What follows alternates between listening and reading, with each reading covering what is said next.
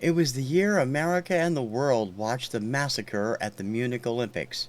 Richard Nixon was reelected by one of the biggest landslides in history, and a 9 or 10-year-old young man was starting to get a little bit more sophisticated and listening to older artists as he began to build his record collection. All of that happened in 1972. I'm T.C. Kirkham of the Kirkham Report.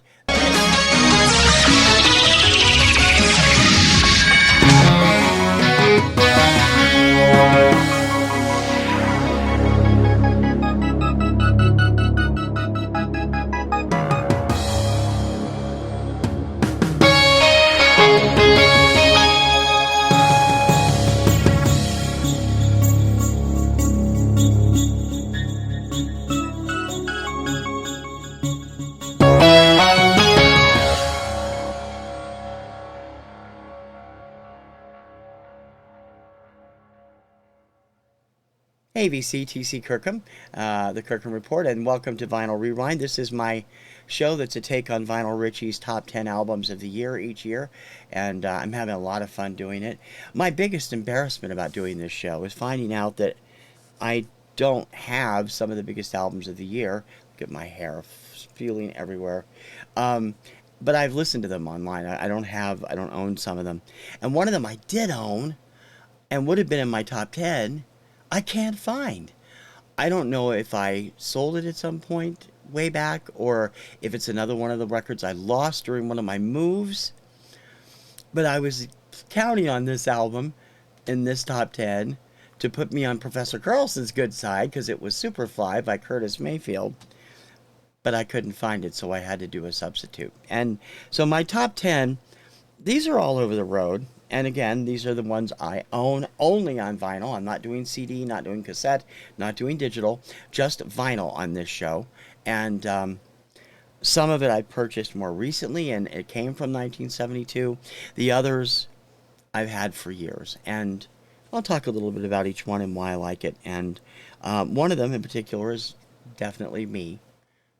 But it's a lot of fun. And I think some of these might surprise you because a lot of these, as I got a little bit older, in 1972, and I was wrong. I was 8 and 9, not 9 and 10. I wouldn't turn 10 until 73. I was starting to listen more and more to the radio. I'd found American Top 40 by this point, and I was becoming a chart person, which I still am to this day, as you guys know.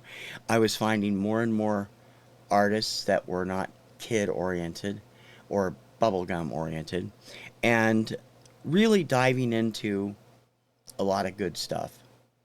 And I think you'll like what I've chosen, some of these.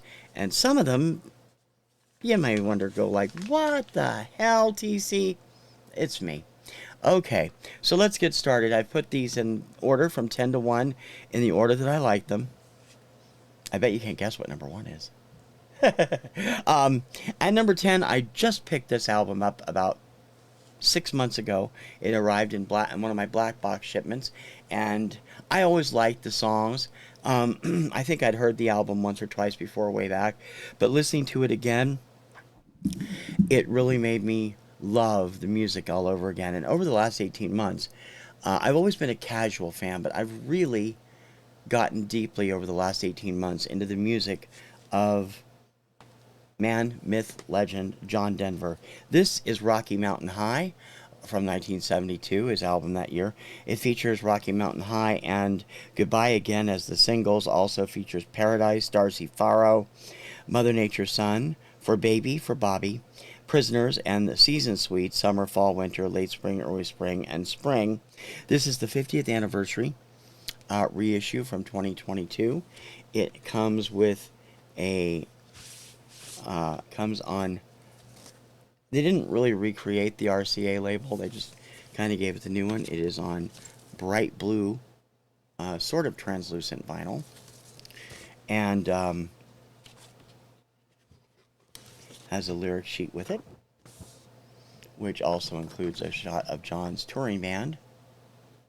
And this album is magnificent. I don't know if I had heard the whole album before. It was a while back. This album is great, and like I said, I've been really getting into the music of John Denver over the last couple of years. I had Windsong, I had a ton of his singles, I had his greatest hits album, but I've gone out and started purchasing some of his older stuff because I've always been a fan of the songs. And I figure if I like the songs, I should like the albums, and I do. I picked up Spirit and Back Home Again and An Evening with John Denver and a couple of other ones all in the last couple of years. I've enjoyed all of them. They're all great. John Denver did not do bad music. And while this was pretty stark when it came to hits, it's not stark when it comes to great music. From number 10, John Denver and Rocky Mountain High. Number 9 might surprise people. I think this was the next to the last album they did as a duo. But it might not surprise you since I had her on my top 10 last year. And their show was really popular in 1972. I think it's when it premiered. And the album is really good too. My friend Jeff wasn't familiar with some of the songs when he did one of his year-end countdown. But I listened to this all the way through and over again. And I know it also happens to be a favorite of Melinda Murphy.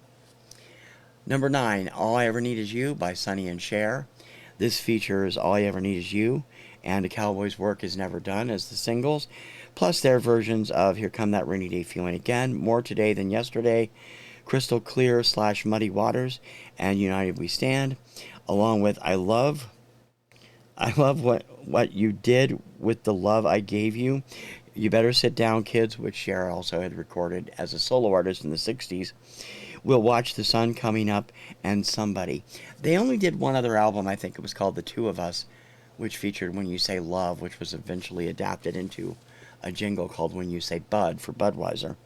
I'm not the biggest fan of Sonny Bono singing, but he and Cher together do some great stuff.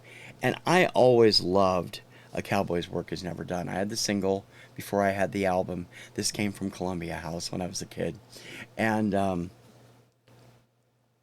I was already a huge Cher fan thanks to Gypsies, Tramps, and Thieves. So that's where that led into.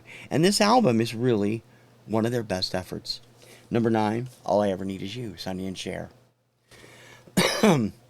Number 8 is an album that I was familiar with the singles of back in the day, but I had not heard the whole album until I was in high school. Again, a friend of mine had it, and I've never owned it until Record Store Day 2021, I think, is when the box set came out, and I listened to it again, and this album is so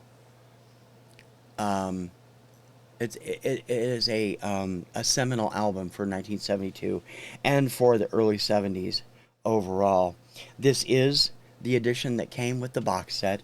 This is World is a Ghetto by War. I've always loved War. I had their singles, their greatest hits album.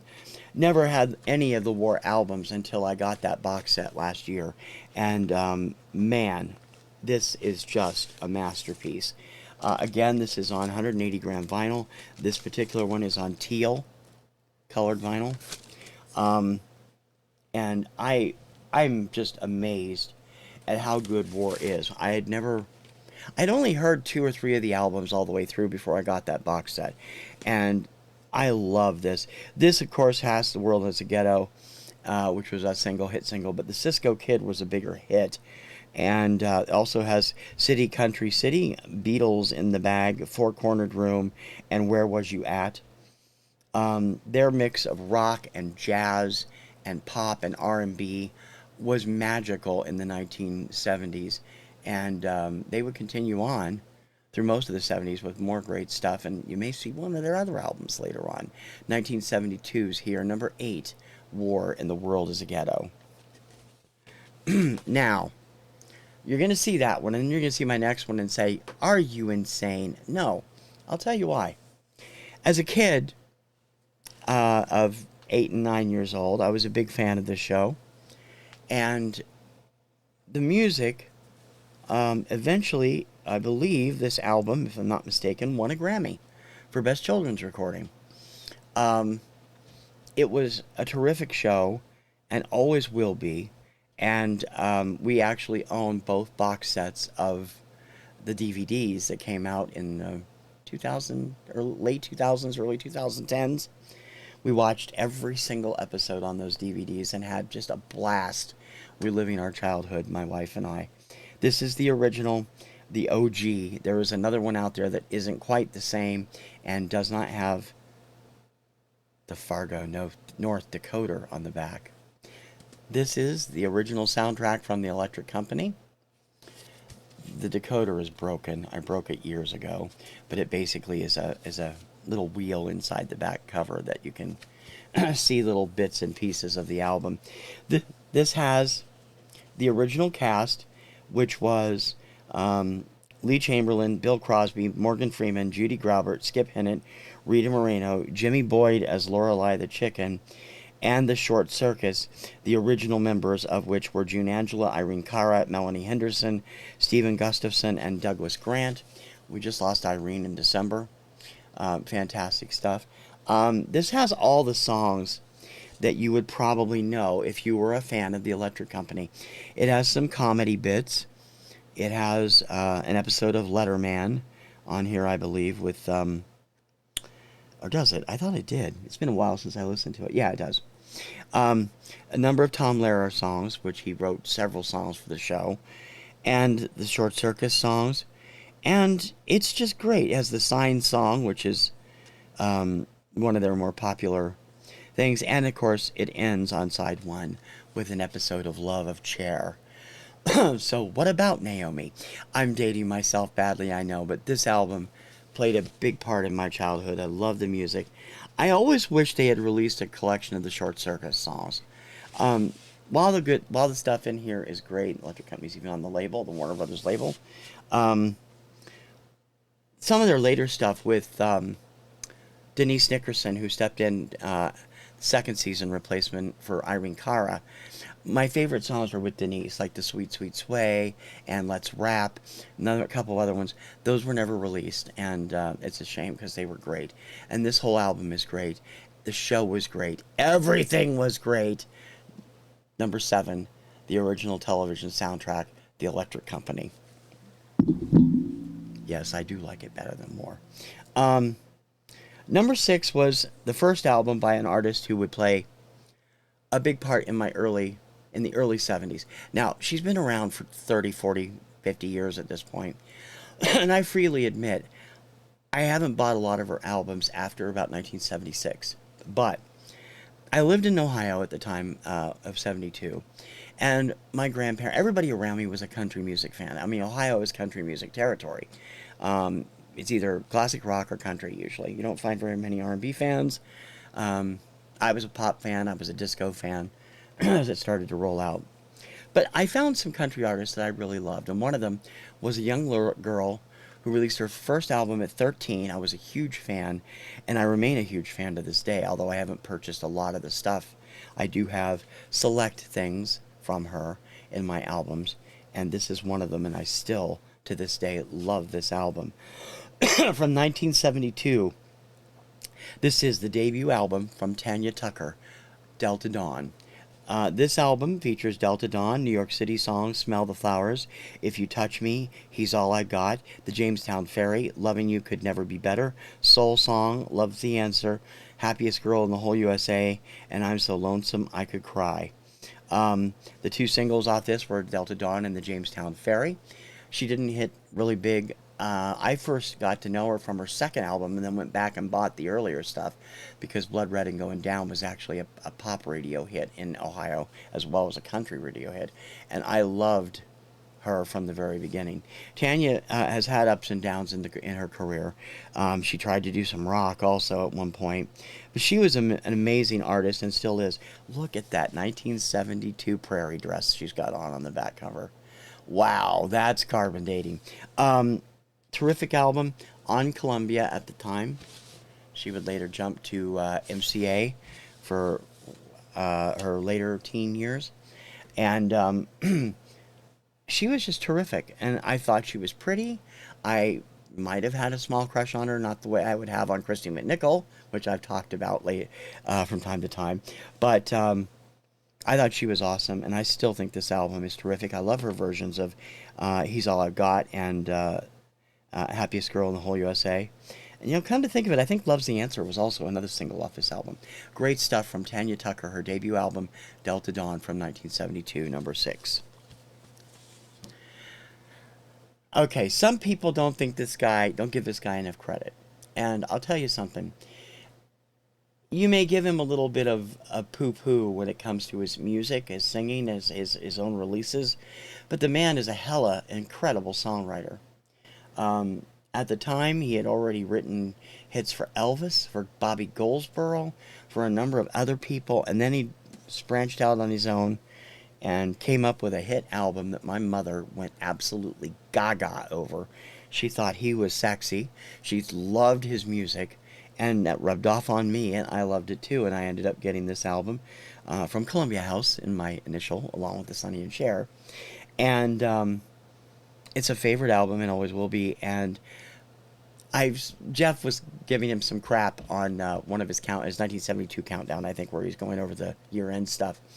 But I'm sorry, Jeff. I love this guy, and I always will. Number 5, Mac Davis and Baby Don't Get Hooked on Me. This features the title track, which was a huge hit single for him, along with Dreamy Home, The Lonesomest Lonesome, Everybody Loves a Love Song, Naughty Girl, Friend, Lover, Woman, Wife, Half and Half Song for Sarah, Spread Your Love on Me, Whoever Finds This, I Love You, Poor Boy Boogie, and The Words Don't Come Easy.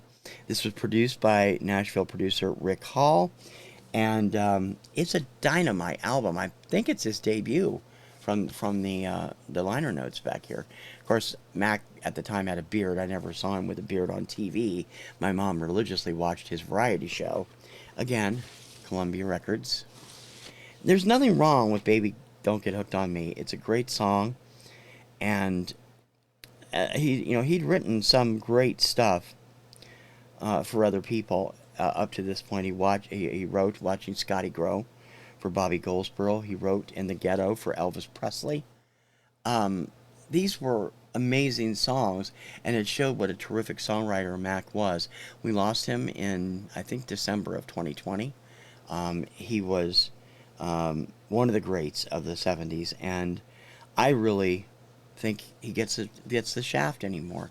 And yeah, as he got more into acting and got a little bit more into comedic stuff, like It's Hard to Be Humble, but he could also do really terrific scorching ballads like Lion Here Lion, which was I think the last single I bought from him after he jumped to Casablanca for a while. Mac Davis, Don't Get Hooked on Me, number 5 on my list for 72. Number 4 is the one album by this band that rock fans love, and it is because of the title track. There is some incredible guitar work on the title track of this album. It's so impressive that it was named one of the songs that inspired Joe Elliott when he was looking to become a rock star years before Def Leppard ever formed. It was a favorite of many a young rocking crew in the UK because it was a bigger hit in the UK. The title track was a bigger hit in the UK than it was in America. And actually, I'm just looking at the songs on here. Only one of the songs on this album became a big hit here. I mean, the title track hit the top 40, but it barely did anything. It was too heavy, and progressive rock radio and album rock radio wouldn't touch it because of who it was. And that's really not fair, because these guys were able to put together an album that had a lot more rock leaning than the earlier stuff just a couple years ago. Number 4 on my list, The Osmonds, Crazy Horses. This album is an amazing tour de force for them. The title track and Hold Her Tight were both huge hits. Crazy Horses, the song, is the song I was talking about a few minutes ago. Hold Her Tight, Utah, Girl, What Could It Be, We All Fall Down, and You Love Me. Crazy Horses, Life is Hard Enough Without Goodbyes, Hey Mr. Taxi, There's My Girl, Julie, and a 15-second track called Big Finish.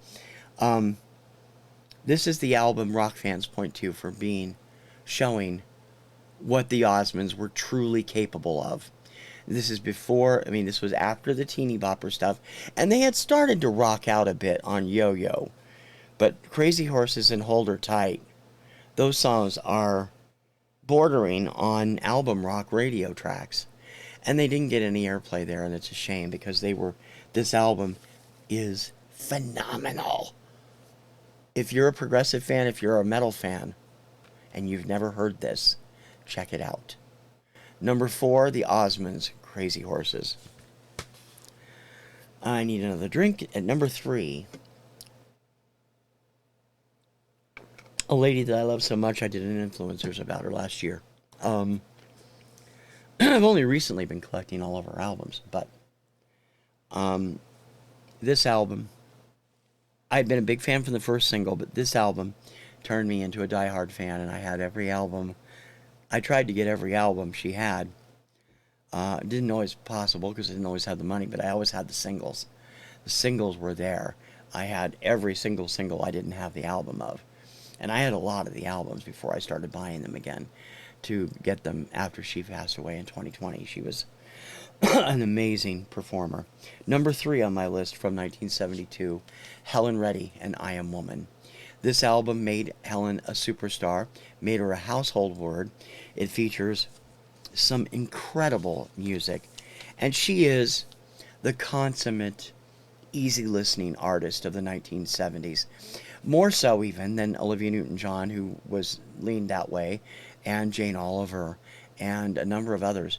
Helen made her staple she hit the top 40 many times, but she made her real success on the AC chart and what was at the time the easy listening chart. She was fantastic, and she remained so always. In addition to I Am Woman, the other single off this album was Peaceful, which was a great, great song.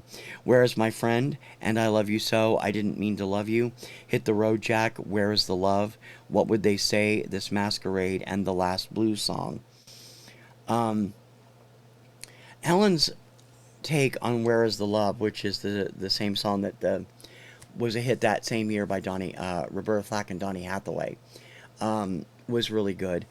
I love Helen's jaunty cover of Hit the Road Jack, and her cover of And I Love You So, which was out around the same time Perry Como's hit single was out, is wonderful as well. This Masquerade, which would be later be a huge hit for George Benson, and it was an album track hit for the Carpenters. Helen's version is good too. That song is not bad. I haven't heard a bad version of This Masquerade. That song is just one of Leon Russell's best, and it is just, every version I've heard is fantastic. This is a great introduction to Helen if you're not familiar with her.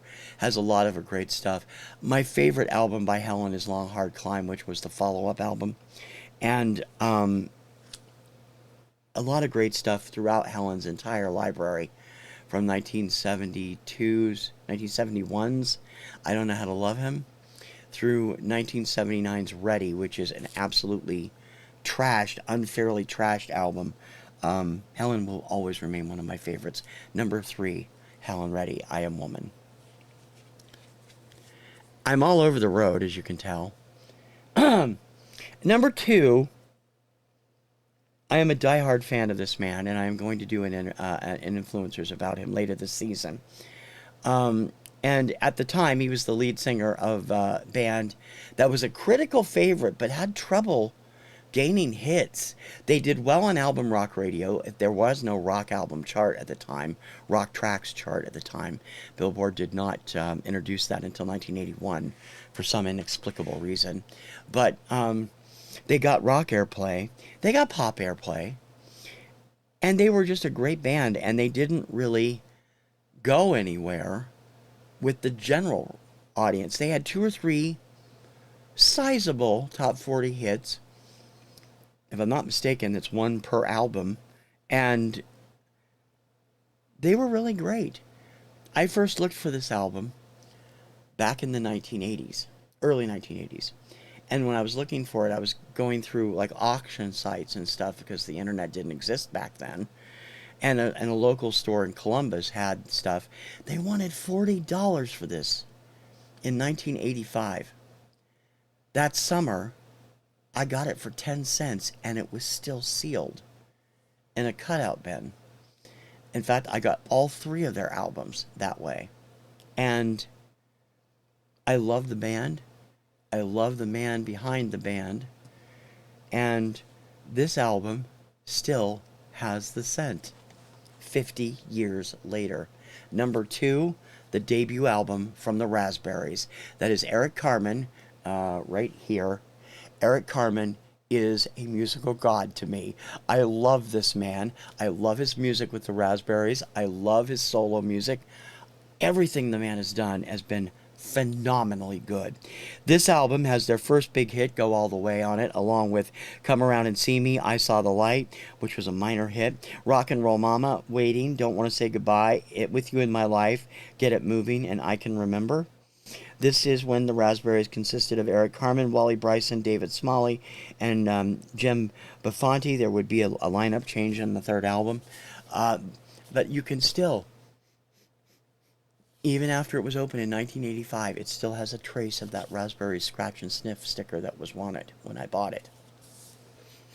It's still in the cardboard. That is phenomenally weird. I'm going to do an influencers later this season about Eric Carmen. It will include both the Raspberries and his solo stuff.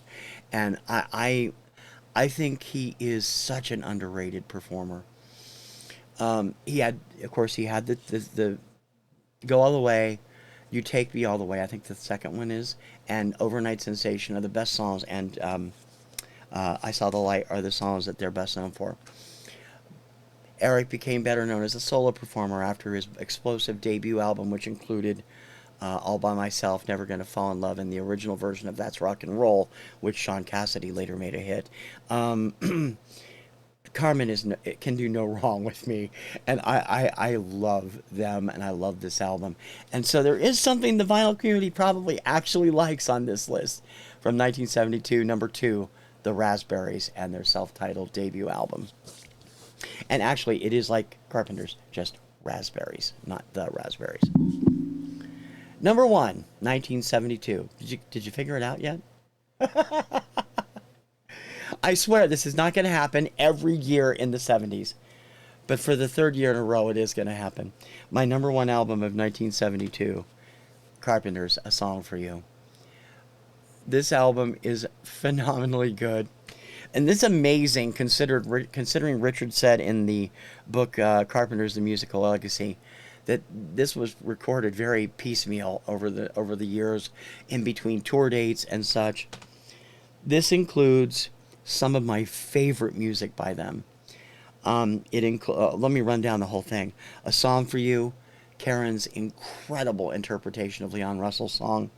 The original version of Top of the World, this is the one that does not have the country guitars, which Richard stole when they did the single from Len Anderson's cover of it. Hurting Each Other, It's Gonna Take Some Time, Goodbye to Love, which had people convinced that Carpenter's had sold out because it had a fuzz guitar solo by Tony Peluso on it. This great little 22-second ditty called Intermission, which we've used on our Subject Cinema show for our halfway point. Bless the Beast and Children, Flat Baroque, Piano Picker, I Won't Last a Day Without You, Crystal Lullaby, Road Ode, and the reprise of A Song for You. Jeff kind of dissed on Hurting Each Other on his 72 countdown, so singles countdown. That's okay. I love that song. The song eventually featured 5 singles, 6 if you include Bless the Beast and Children, which was the flip side of Superstar when it came out. Top of the World would come out later with a new re-recording. Hurting Each Other, It's Gonna Take Some Time, Goodbye to Love, were all released off this album, and a re-recorded version of I Won't Last a Day Without You came out between the singles and Horizon. So a lot of these are on here. 2 songs on this album I adore that most people either don't know or don't like. I've heard nothing but complaints about Crystal Lullaby. Crystal Lullaby is this sweet little song, which also features Richard on vocals, which is a rarity. And it's a song set in a little girl's dream. It's beautiful. Richard and John wrote it. I think it's one of his best compositions. I've always loved it, and I always will. And Road Ode, written by Gary Sims, Dan Woodhams, is the story of life on the road touring.